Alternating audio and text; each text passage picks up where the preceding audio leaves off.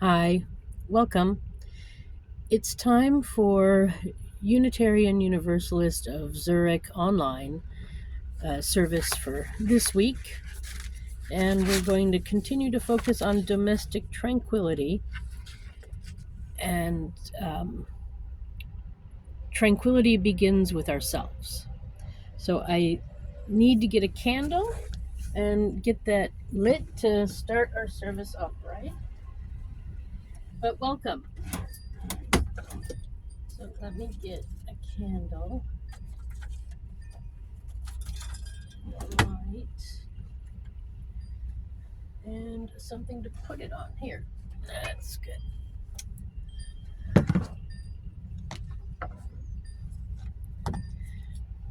There we go.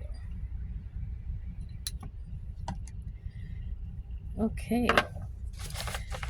So I'm gonna focus a lot on Louise Hay's book, You Can Heal Your Life, because I think a lot of us are healing from one issue or another. And to be tranquil, we need to be healed. Otherwise we just keep doing and having bad experiences. And yeah, sorry, my hair is doing some funny things.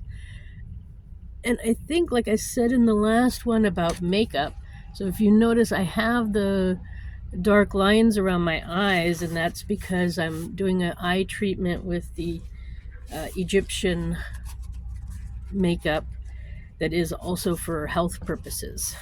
So just to let you know, something I want to remind us all is we are each 100% responsible for all of our experiences, all of them. So, whether good or bad, we are responsible. We put ourselves in a place where we are. And every thought we think is creating our future. And this is where we need to work. Because if you're thinking a lot of bad thoughts, then what's going to happen to your future? But if you're thinking a lot of good thoughts, then what is happening to your future? Just think about the differences and how it's going to be. Also, I'm changing format. I was doing these on Facebook Live, but people are misunderstanding that it's a discussion group, and it's not a discussion group. These are a certain structured in a certain way to be presented, to present an idea and a emotion, a feeling, a direction. And it's not really up for discussion, although if you want to leave something in the comments, you can. But also, Facebook was getting confused by doing too many Facebook Lives. They were bunching them all together. And I didn't like that. So now I'm going to make the individual videos and post them of the UU of Zurich, and then online, and then my normal town hall and campaign update press release will be happening later today live on Facebook. So this is the time where we move into our candles of hope and sorrow and concern. And so before we do that, I have lit the candle, as you see, and I just want to read this affirmation to you, and you can replay it and listen to it as much as you want. It's a good one. And this is also something that helped me to start my journey to a new belief system, because I was taught a lot of things as a child that were abusive to myself, and overcoming that took quite a bit of time. But it started, I'm pretty sure, with this book. In the infinity of life, where I am, all is perfect, whole, and complete. And yet, life is ever changing. There is no beginning and no end, only a constant cycling and recycling of substance and experiences. Life is never stuck or static or stale, for each moment is ever new and fresh. I am one with the very power that created me. And this power has given me the power to create my own circumstances. I rejoice in the knowledge that I have the power of my own mind to use in any way I choose. Every moment of life is a new beginning point as we move from the old, as we move from the old. This moment is a new point of beginning for me, right here and right now. All is well in my world. All is well in my world. So, let's see. A candle of joy. A candle of joy is that I found my book after having not had it for so long. And each and every time I open it, I am reminded of passages that affected me as a child and or as a young person, because it came out when I was 17 and moving into 18. So I was, moving into adulthood.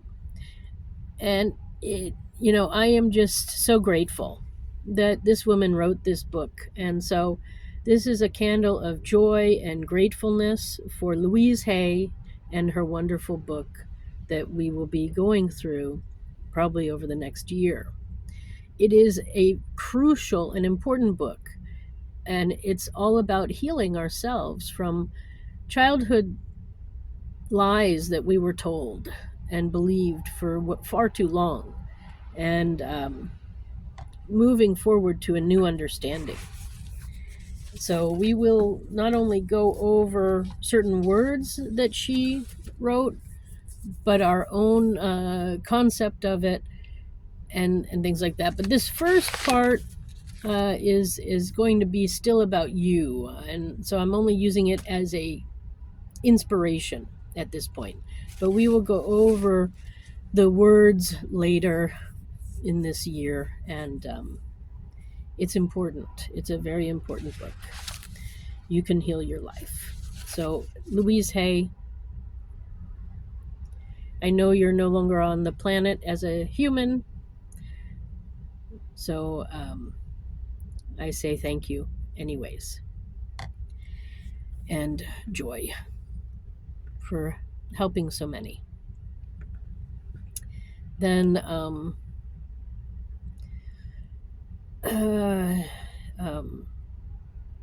concern. Well, I have a joy also that the Congress passed the budget. So for the next 6 months, the U.S. government will continue, and I'm really happy about that. So thank you. Concern. Do I have a concern? At the moment,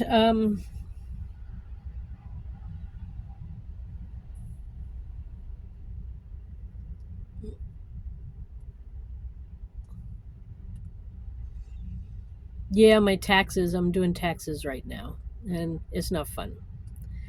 And trying to understand them and stuff, it's not fun. And it's been told that I could hire somebody to do them for me, but the point is that you should understand your own taxes. And there are many ways to do taxes all by yourself.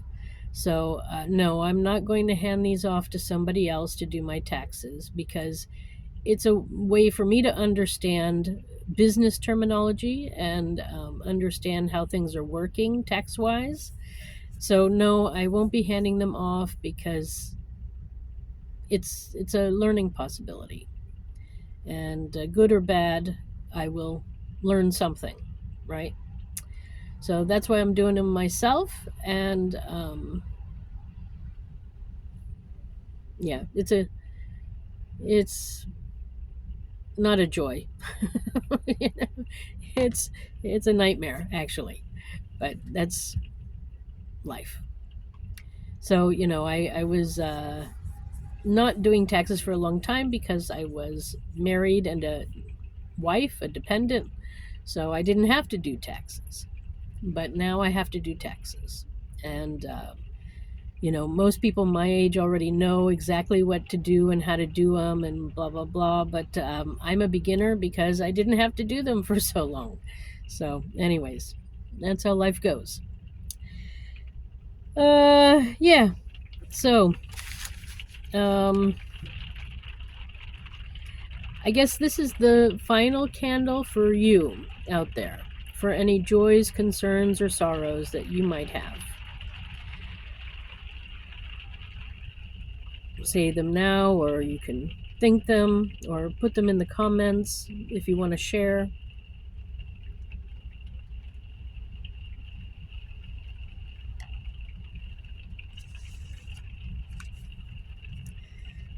So,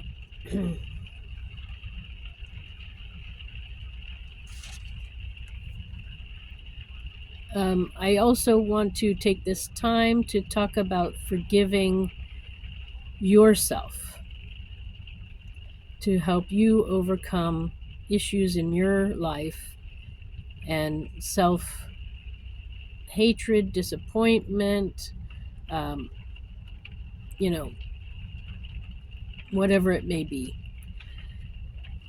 There are times where we've let people do bad things to us, where, sometimes it's accidental, sometimes it's on purpose, sometimes we don't know that what they're doing is bad and will affect us later.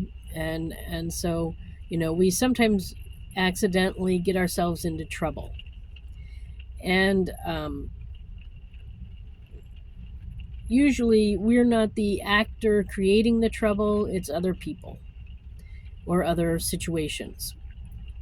And if you have something that's in your past or currently happening that's bothering you, that you've got to change or get out of, or you got out of but you lost a lot of money, or you lost, I don't know, maybe you were even raped or something like that.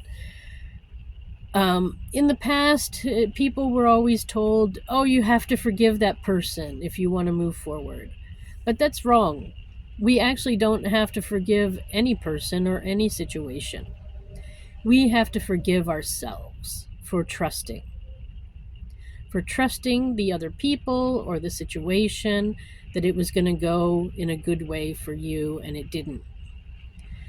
So, the best thing I can do is forgive yourself. It's okay to trust and to make mistakes. You cannot foresee all the dangers out there. I mean, there shouldn't be dangers out there, but sadly there are. So forgive yourself for making whatever decision you made that is hurting you and holding you back.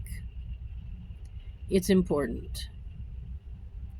Self-forgiveness. You can also forgive the other person or event or whatever situation if you want, but that's really not necessary. The most important thing is forgiving yourself for trusting, and learn something from your experience. And if it's something that's really important, maybe you could help others by sharing it. Sharing it in a video, sharing it in a book, or sharing it here in the comments, whatever you want to do. And I mean, while we're here, I may as well say this is going to be first posted on probably on YouTube. So, what I think you should do is also like and subscribe to the YouTube page wherever you find it. And that way you'll always get the newest videos when they come out. Yeah. So this is domestic tranquility, and tranquility begins with us and with the family that you were raised in. So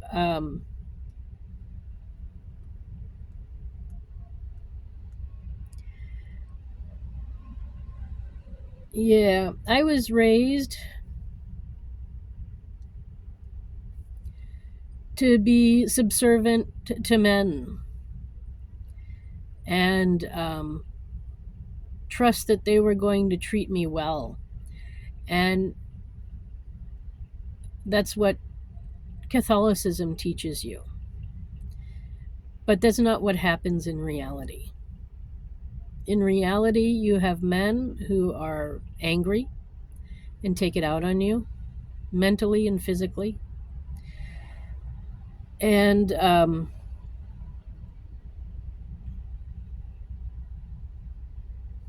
men who want to dominate and keep you in control. Another sort of abuse. And, we're born and we're born into whatever part of the world we're born into, and that determines our religion.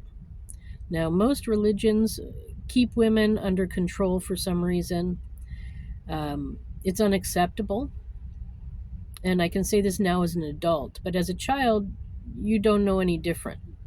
And they create these rituals that are fun for children that keep them attached to the religion,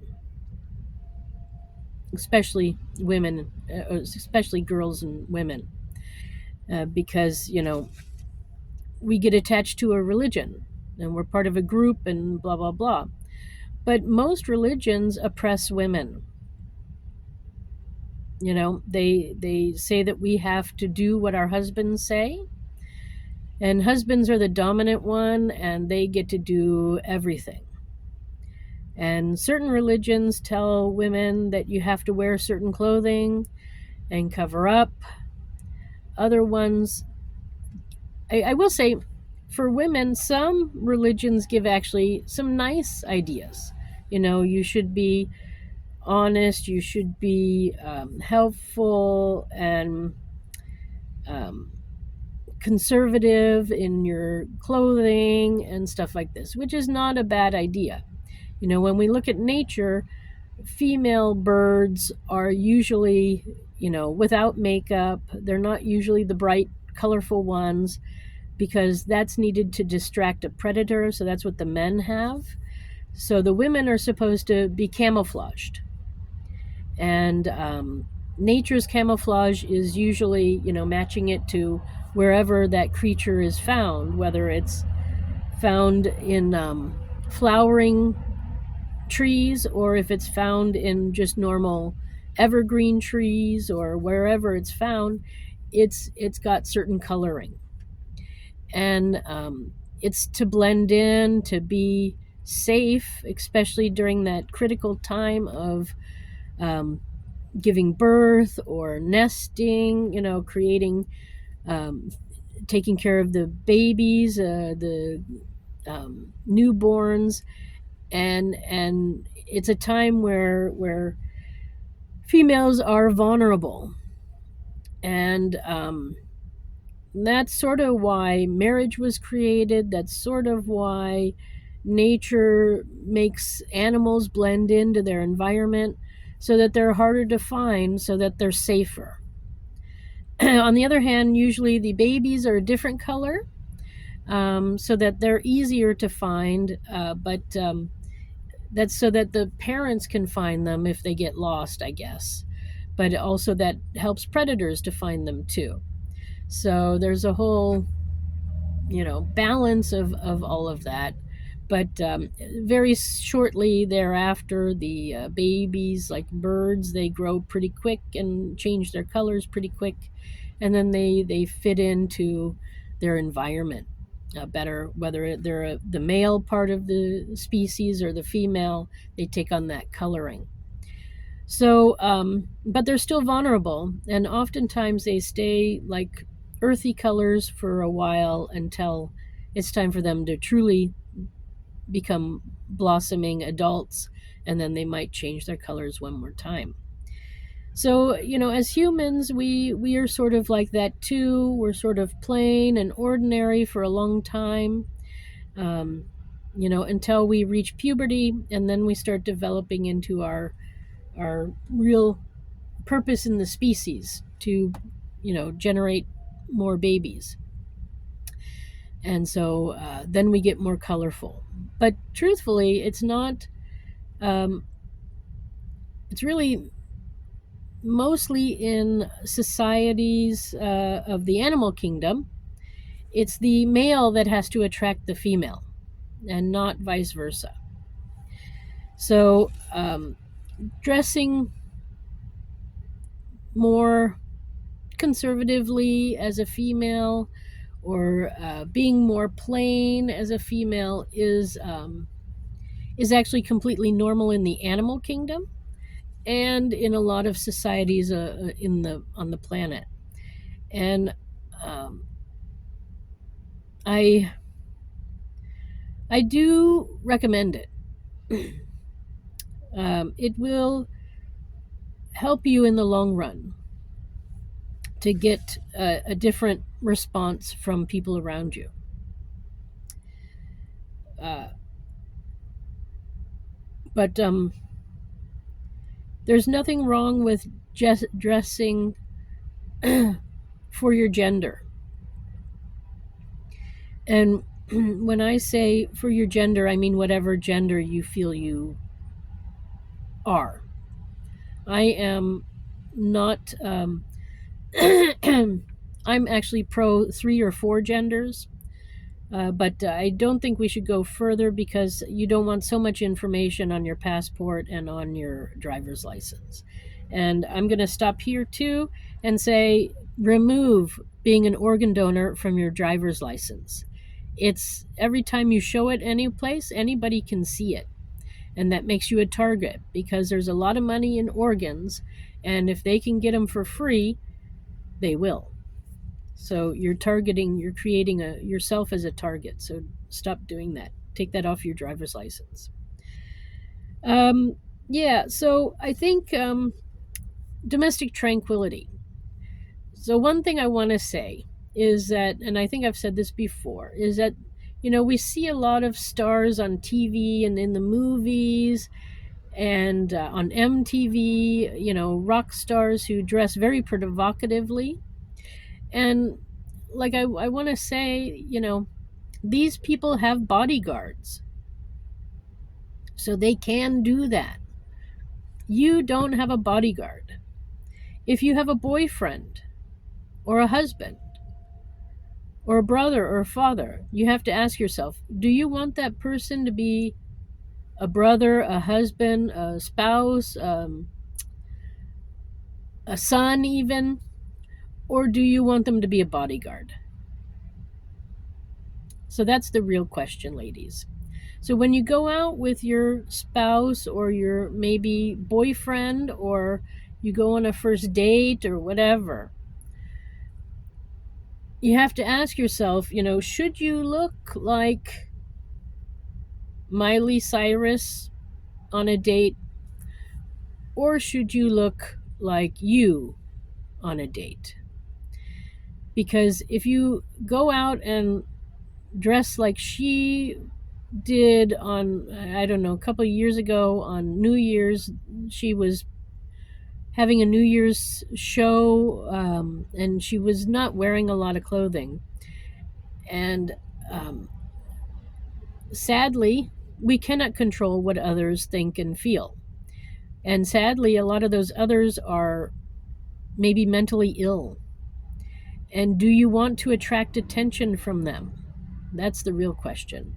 And sadly, too, do you want to attract attention to them so that your boyfriend or your son or your spouse has to fight for you, has to defend you? Is that their job, to be your bodyguard? So some choices of clothing, I'm going to say, should stay home. It's about keeping you safe, because you cannot control what others or the other people you're coming in contact with when you're in the public space. There could be lots of crazy people out there, and there are. So, unless you are a famous person with bodyguards, I don't recommend it. I recommend dressing in female camouflage, dresses with, or shirts and stuff with flowers. That's female camouflage. Flowery patterns, are very feminine. So dress in flowers, and that will, I think, keep you safer. And yeah, your safety is important. You should find it also important. I know it's one thing to be out sort of searching for a spouse or a significant other or a boyfriend or whatever, and then you may dress in a certain way. But you, again, still don't know who you're going to meet along the way. And, people don't have signs on their heads that say former rapist. So just be aware that former rapists are walking around out there. And you need to be smart and stay safe.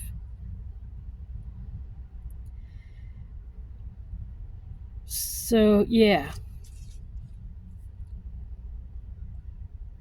Um, Domestic tranquility and the family. Religion, oppressing women, absolutely. I don't like it. I didn't like it. And that's why I left Catholicism and Christianity and moved away from it all,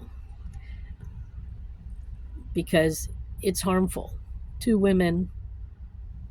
It's probably harmful to men, but I'm not a man, so I can't say. But I don't recommend it. I don't recommend Christianity, and I certainly don't recommend Catholicism. I recommend you be you, believe what you want, but know that if you're in one of these religious cults, that your thoughts are not your own. You're seeing the world through somebody else's eyes and believing what somebody else believes. So start thinking for yourself. Don't be submissive,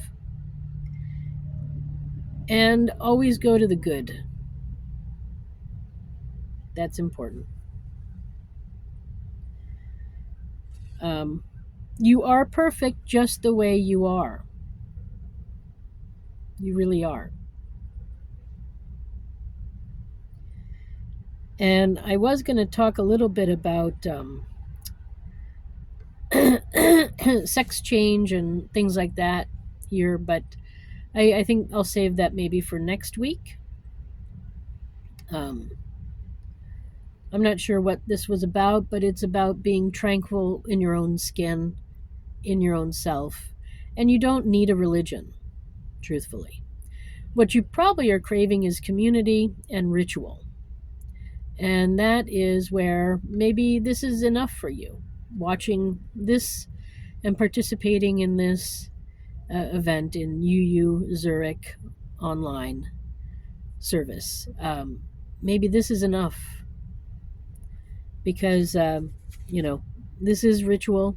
It has rituals. It can be more ritual. I suppose if you really want, I can also perform. Um, so weddings and births celebration and adulthood celebrations and death celebrations, passing on to the next adventure. So yeah, if you are out there and you're looking for someone to do a service of some sort, I can also provide that.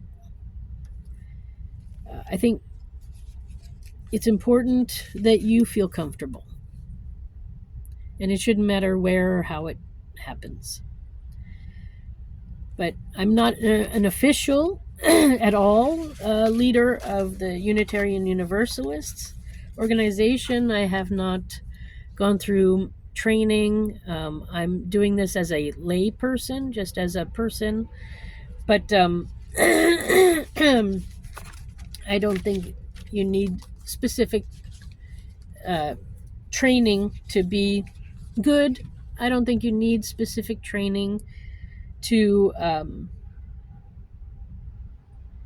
to say good things or to unite people. I will say that if I perform some sort of a marriage service or something like that, you still have to go to your local government and get a civil marriage certificate or civil birth or whatever. But I am available for other sort of services, just to make it official for you, uh, but not official in the government of wherever you live. So let me know about that.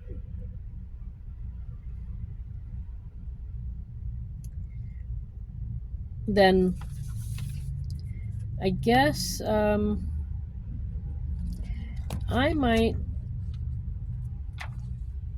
reiterate, I guess, what I said earlier. We are each 100% responsible for all of our experiences. All of our experiences. Every thought we think is creating our future. Every thought we think are creating our future. So if you always think people are out to get me, people are out to get you. If you always think everyone is always helpful, then you know what? Everyone's going to be always helpful. So always think the good. Go to the good, and you won't be disappointed. And so I think I'll just close by rereading what I read earlier, this affirmation for chapter 1 from Louise Hay's book, You Can Heal Your Life. In the infinity of life, where I am, all is perfect, whole, and complete. And yet life is ever changing. There is no beginning and no end. Only a constant cycling and recycling of substance and experiences. Life is never stuck or static or stale, for each moment is ever new and fresh. I am one with the very power that created me, and this power has given me the power to create my own circumstances. I rejoice in the knowledge that I have the power of my own mind to use in any way I choose.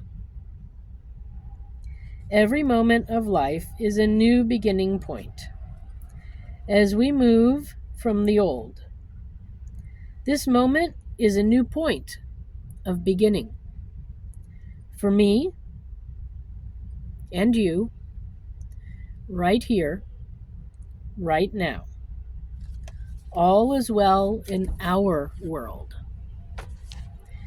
And then I have and no, I'm going to leave that, although that's burning pretty bad. So then we have my inspiration I got from the Everett Hale.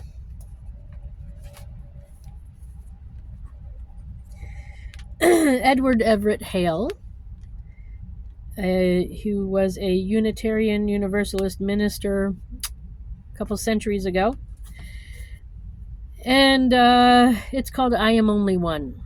and it's what got me really involved with the Unitarian Universalists, and then got me to move forward with my political activism and women activism, and just keeping me going and having me do these services online for all of us so that we can all move forward together.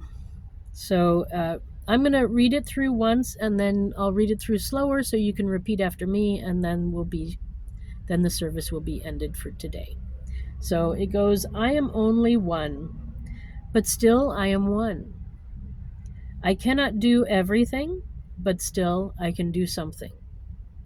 And because I cannot do everything, I will not refuse to do the something that I can do.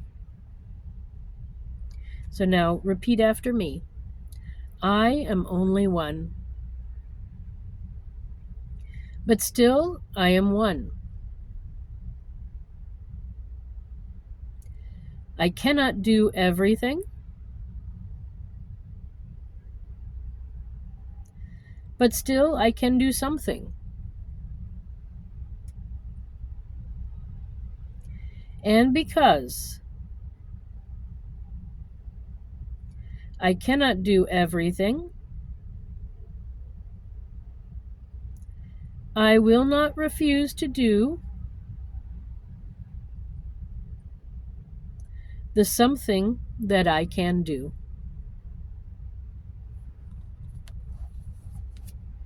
Okay, thank you for stopping by. I am Susan Maud, your host, and it was a pleasure sharing this moment with you. I'm going to put the light out here, the candle, but the light in your heart will continue and in your mind, and share it with as many people as you can. That's what I do. I wish you a nice day. Peace be with you.